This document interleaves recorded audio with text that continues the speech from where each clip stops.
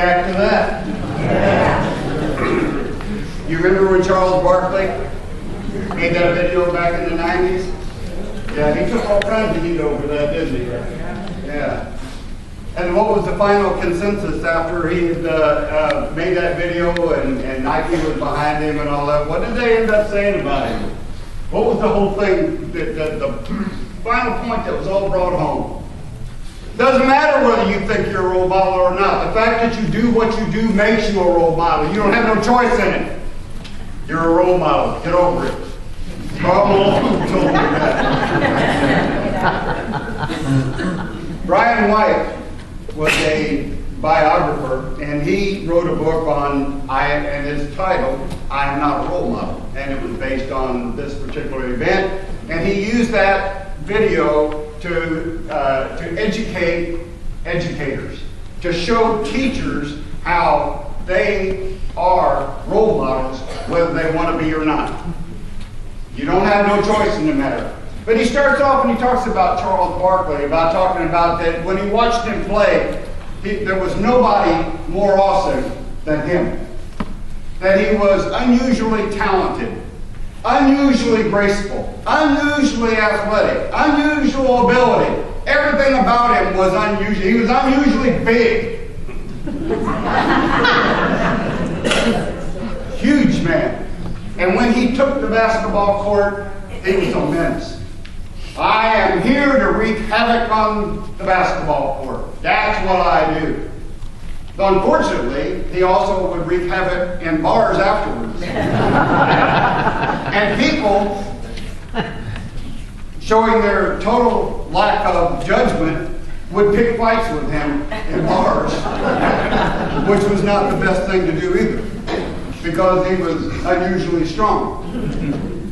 Nobody ever accused him of drinking too much or behaving badly. He would just put himself in situations where people would challenge him.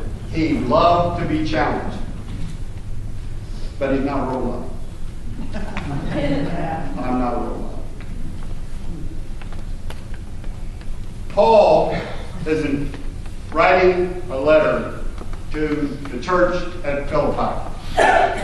And Philippi is on the Via Egnatia. It's a highway that connected parts of Lower Macedonia and all around the Mediterranean Sea. It was like a shortcut to Italy. And it was a very important Roman road. You can still go walk it today if you want to. Paul spent many times walking it. But on this road, this is where Philippi sits. And Paul established a church in Philippi, and then he found himself in house arrest in Rome, and sometime later on, about 50 CE, about 17, 18 years after the death of Christ, when Paul is doing his missionary travels and establishing these churches, that he writes a letter back to them about that date, and he tells them some different things. And if you read the book of Philippians, and it doesn't take long to read it, it's only a few chapters long, it's a book about joy. The joy of being a Christian. There is no other greater joy than being a Christian. Paul would rather write about being a Christian than any of his other attributes that he has. And he has many. Educated, Pharisee at one time. I'm sure he talked about someone who has stories to tell. He's got a history. He's got background. But he wants to tell the church at Philippi about the joy, the absolute joy of being a Christian. And he's doing it from a jail in Rome. And he says that what we need to do, and it depends on how it's interpreted, he says, imitate me, but more likely the correct translation is imitate, like me, imitate Christ. We should all imitate Christ. And then he goes on to say, and if you don't know what that looks like, there are a bunch of people, let's call them role models. That fits in real well with this morning thing. We'll call them role models. Look to your role models to imitate Christ, because they should be doing it well too. And he says, if you want to, I'll stand in there, because there is nothing more important to me than my Christian faith. would be a good role model to look to. Jesus is, and what we look at is this idea that he says, be imitators of Christ.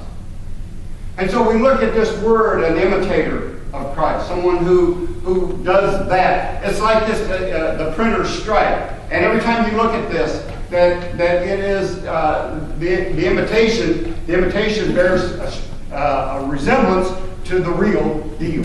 We call it a template, or we might call it a pattern. A pattern. We have a pattern to model our life afterwards. And Paul says that, rather than be like some of the people that are there, some of the people who don't know any better, imitate us who imitate Christ. And the jump is imitate Christ. Be an imitator of Christ. Most of us don't look at ourselves as role models for anybody anymore. We have figured that we've reached an age where people don't really pay that much attention to us anyway. I know that feeling. I don't get it here. But I know the feeling that where you're in a group someplace and there's a bunch of people around that are maybe younger than you, that are dealing with a problem, that the voice that gets heard is somebody who maybe has a more youthful voice or more enthusiasm about the project or whatever. But somehow that when we get to a particular age, we seem to think that I'm not the target audience anymore. It doesn't apply to us. But I'm here to tell you the message this morning is that. Right there. You're being watched. Kind of scary, isn't it? Well, that was kind of scary. I could have just as easily put up the camera, the person of interest where he's got all those video cams around. I thought that was a little big brotherish, but I thought, this is no it. You are being watched, and you don't have any choice about it. You think that you do. People are forming judgments about you. They're looking at you, and they're looking at you to see how this thing that you call Christian faith, Christian life, Christian walk, what does it look like? And if I buy into that, will it do me any good? I want to know what it does for you. What's your Christian faith do for you? That I would even want to be a part of it. And these young minds that are still forming their faith, not just those, but it's people that are new to the faith. Paul is talking to a group of people when he says that, to be imitators of us. He's not talking to Jewish converts. He's talking to a group of people in Philippi that were Greeks, Romans. The Greeks had first in about 300 BCE, Philip II of Macedon, of whom the city is named for. He was the first. Romans come in, kicked him out. Now the Romans occupy it and build a road back to Rome. He's talking to people that have been different things, but their different cultures are there. Greek culture, Roman culture. The only thing that's missing there pretty much is they can't find any evidence of any Jewish culture there. So he's not talking about people that have a long history of faith. He's talking to people who have no background in faith. That this is all new. The idea of a God that loves them is new. The idea of a Christ that came and died for them is new. No history. No history. No preconceived ideas of what that might mean. And some of them have been listened to him before, where he talked about all things are now, because of that event, all things are permissible, but not all things are beneficial. Christ has paid the price for me. I need not do anything else. I guess that means that our God's our belly. See, that's what he was talking about. You've heard just a little bit of the story, and so now you're looking at people, modeling after them, and you think you know all the answers. And maybe you need to look at some that are a little bit a better pattern, a better role model. Somebody who might understand the faith a little bit better. So we're going to ask ourselves and talk about role models a little bit, talk about some things about them, and then we're going to ask some pretty tough questions. There was a person that wrote, this was for teachers. She was and which you fall under the category of that, because anybody who somebody's watching you, they're being taught by you the right way to do things. Just like your kids, when they sit at the table when they're young, they watch you eat, and then they pick food up with their fingers, right? You know why? Because you just did. No, I'm just kidding. Unless they're at my house and that's what they saw. We're teachers. We're teachers. It doesn't matter what we do, where we are, what we're doing. Somebody is watching you and learning from you. And so we look at this idea of a role model that we're supposed to imitate that's going to take us to Christ. And there's some characteristics that are important to them. The first one was this one right here. They have passion and ability to inspire. Does that sound like you? You passionate about your faith? Most of you are. Most of you are. And you know where that second thing that I typed in there that I wish you were not lukewarm, you know where that comes from, don't you? Book of Revelation. John writes to the church of Laodicea that I know your good work. I know all the stuff that you do, but I got this one thing against you. You've lost your first passion. You lost your first passion. Your love for God, for Christ, it waned a little bit. And now you are just a nice little mediocre, lukewarm church. You're not on fire for nothing. I just wish you'd be on fire for something. Passionate. Passionate. That's what people look for. When they're looking at you and your faith, is it just, or is there something about your faith that elevates you to a status that says that I want you to have what's in me? Always be prepared to give an account for the hope that's within you. Are you ready? Can you tell somebody why you've got that bounce in your step, that smile on your face, that feeling of satisfaction, that blessed assurance that comes from knowing? Second thing. Clear set of values. Clear set of values. I'll probably get this wrong, but it has to do with you don't just talk, you actually walk the talk that comes out of your mouth. I was at this is where it's going to put me way out there on a limb. Somebody's going to saw it off, I'm sure. I was at a city council meeting there in town, and I went there over the issue of the medical marijuana thing. Not because I'm for it, against it, whatever, that wasn't it. I wanted to see what the city fathers had to say about it. What's their take on it? So remember when it was going on, the first meeting that they had, I went to it, that was the last meeting that I went to. They had several.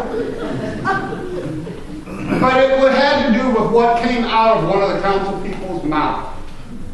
When he was talking about the issue of the medical marijuana, she was not concerned in the least the medicinal benefits of or hooey around the medical marijuana. It was about the money.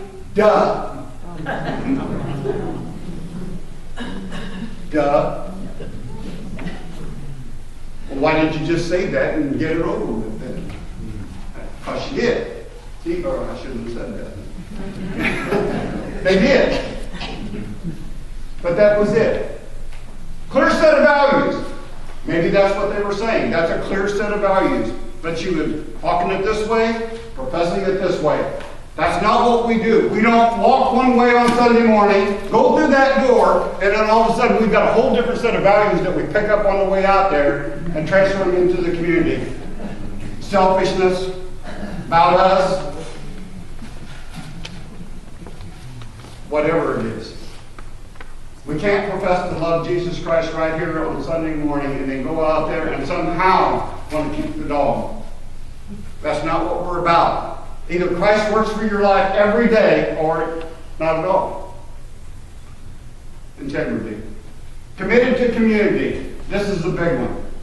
This is a big one. Every community that you're talking about, this community, the greater community, the United States community, the world community, every community that you're part of should have the same set of integrity and shared values and values that you profess in the first one. Every community, every community. You know why there's 3 huts? 3 huts on the beach.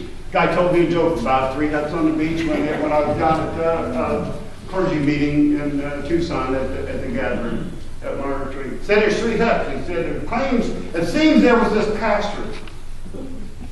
He didn't say what denomination it was. Could have been Methodist.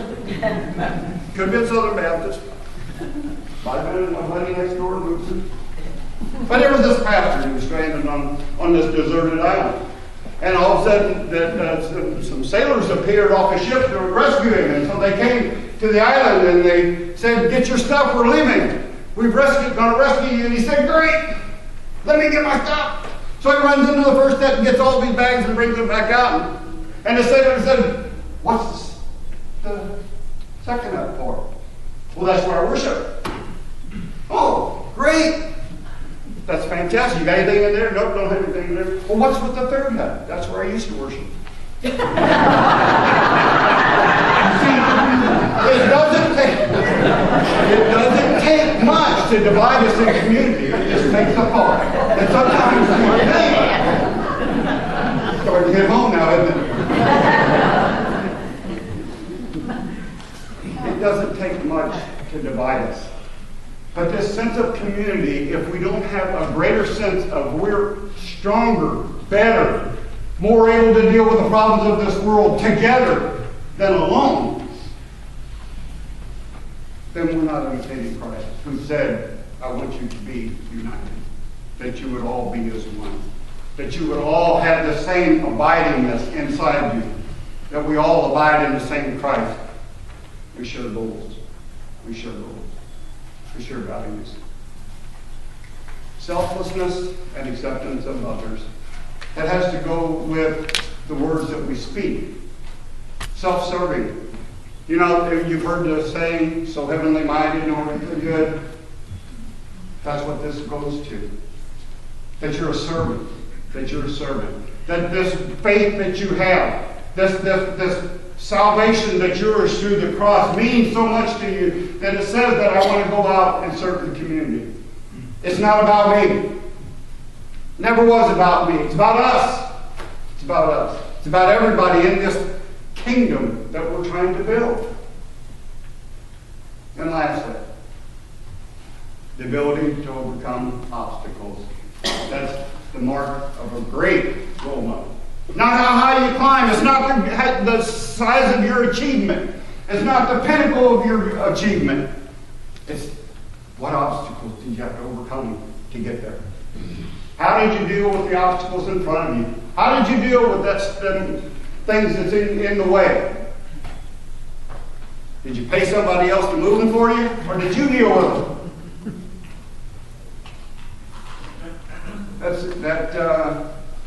Success is to be measured not so much by the position that one has reached in life as by the obstacles which one has overcome. That's a quote by Booker T. Washington. So let's review. This is what Christ says. Follow me. Follow me. Are you worth following? See, because they say that if it walks like a duck, it talks like a duck. Yeah, now you're starting to see the value of this picture, aren't you? They could have done a lot of different things about following me, but there it is. Are you a duck? Are you a duck? Bring the next one up. Here's the review. Being godly, Christ-like example is not an option. It's a commandment in Scripture. Be holy as I am holy. Not hard. Not hard. It's scriptural. That's it. You're called to be godly and be holy and to be a role model that expresses those characteristics. What's next? You have no choice in being an example of some kind. Yeah, I'm not a role model. Yes, you are. You can't deny it. I don't want to be a role model. Tough. You are. They're watching you. I'm watching you. I'm learning from you. I want to know what drives you. I want to know what shapes you. I want to know, just like kids look at their parents. They also look at the mentors that come into it. They look at their teachers. They look at their pastors. They look at the people that come here and profess the faith. And then they stack that up against their own judgment, their own set of value judgments. Does this square up with the way that I want to be? Is this the life I want? If their faith does them that much good, is that something I want to be a part of? Or, I saw them in the grocery store, and I looked on Sunday afternoon, and it didn't look nothing like what I saw on Sunday morning. Not saying there aren't challenges that get in the way that kind of detour us from the way that we should, but overall, we need Christian maturity that provides people with real, honest to God examples of authentic, Christ-like living. Is that you? That's a question. That's a question. Be imitators of Christ. That's what Paul told us to do. Be imitators. You've got the pattern. You've got the template. You know what it looks like. You know what it is. So what's our excuse? Mature Christians and leaders have a responsibility to maintain a consistent example. There is nothing that turns people off, because almost everybody, especially young people, almost everybody can spot phoniness when it comes through the door. They're looking at you. They want to know, are you somebody they should look up to? They want to know whether you're the real deal. They want to know. They being everybody that is looking into the Christian faith. They want to know this body of Christ. Does it have role models in it? Are they passionate? Are they on fire? Do they just not talk, but they actually walk what they talk? They want to know. It's a hard statement to make when I ask you this question. Are you worth following? Only you can answer that. William J. Bennett said, we, all of us, but especially the young, need around us individuals who possess a certain nobility, a largeness of soul, and qualities of human experience worth imitating and striving for. Self-examination is what this Lenten period is about. Our Christian walk. We recognize our sin, we recognize our mortality, and we recognize the work that was done for us on the cross as we move towards Easter. And we want to model that life of Christ as much as we can. We want to grab a hold of that pattern, that template, and say, this is for me. And I'm going to live this way because I know people are watching. Self-exam during this Lenten period is especially demands that we answer the question, here and today, are you worth following?